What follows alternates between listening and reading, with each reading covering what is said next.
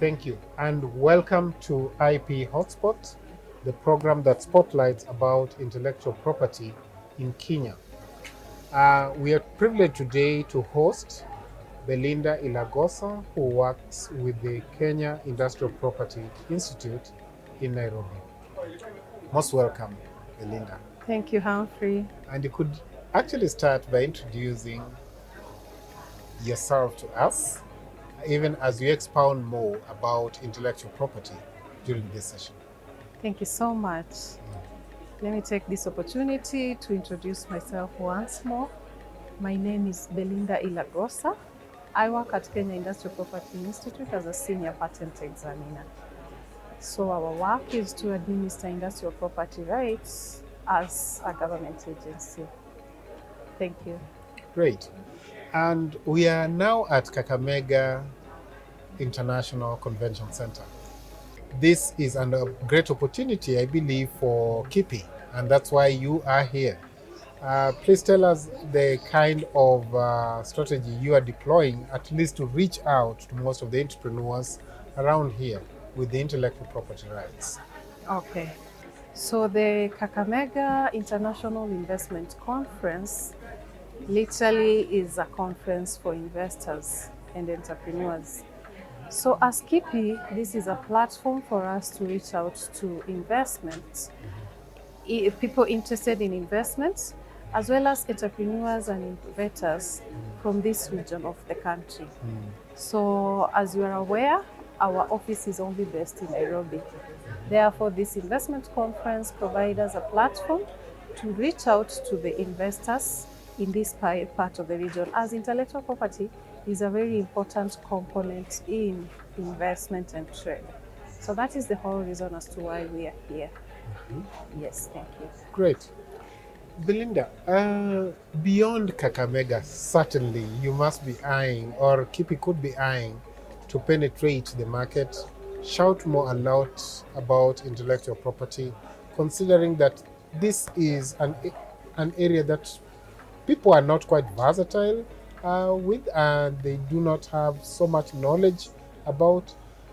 Something you're doing about this so that every other citizen, particularly the youth who are crying they do not have jobs, that they get this right? Exactly. Let me start from how you finished. Yes. It is important for the youth to remember that kazi ni kujituma. Especially with our very creative youth, intellectual property is very key Yes. in the innovation journey, or rather in the ecosystem.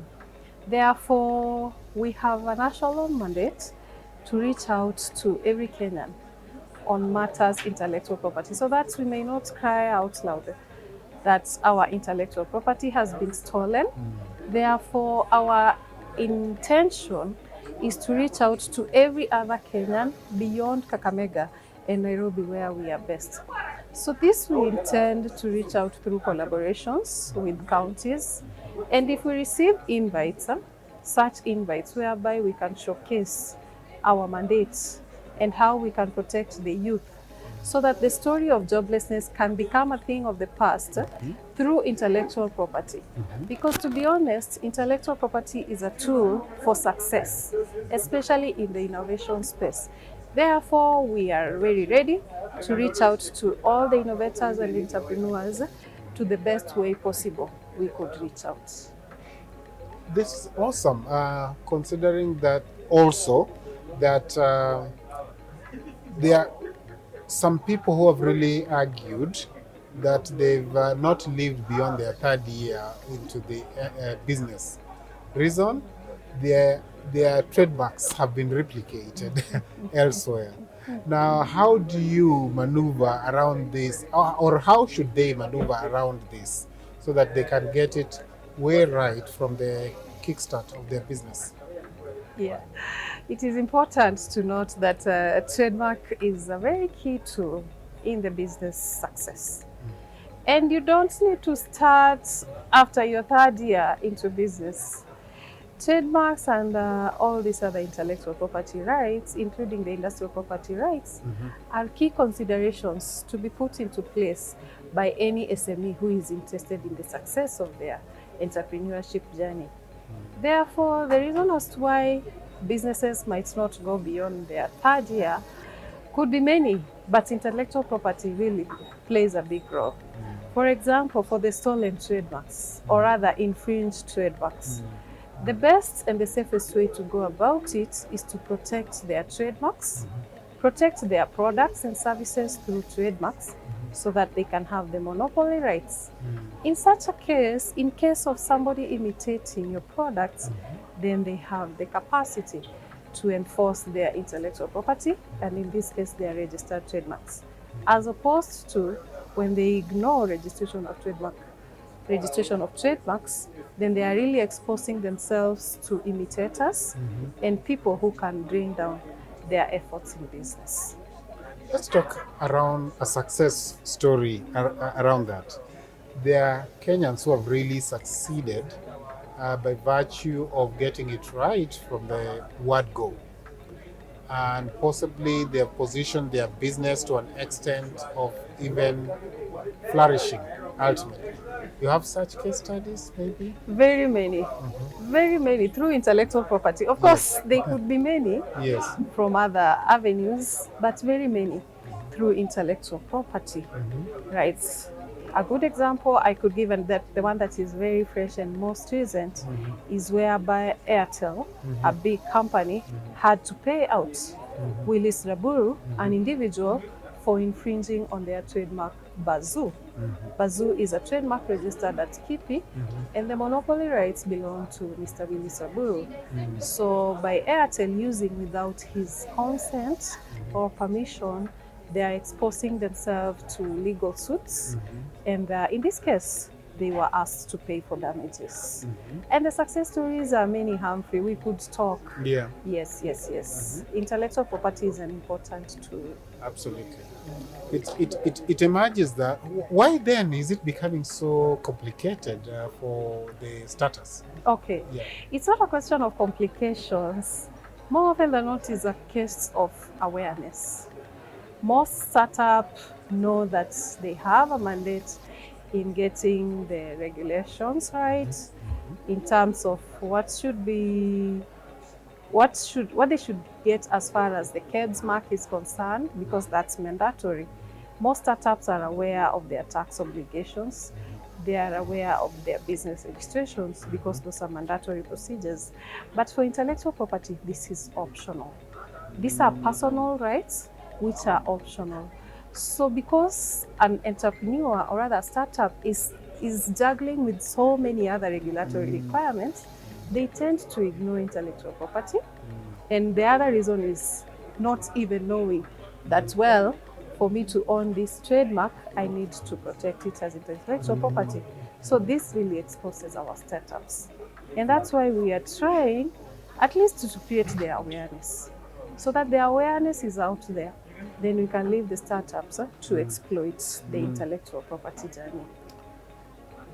Why doesn't it just become mandatory for anyone who is actually engaging himself into a business, so that they just get it right from the onset, other than making it because it creates a window of too much risk, particularly to those who are young and are prone to be stolen from. I'm not sure I could comment on how it could be mandatory, Yeah. but I find it to be a tall order. Yeah. It's just that we really encourage for the entrepreneurs to have it right. You know, we can make intellectual property mandatory, but they are still exposed in so many other different ways. But the best way is just to have the information. Information is key, and knowledge is power.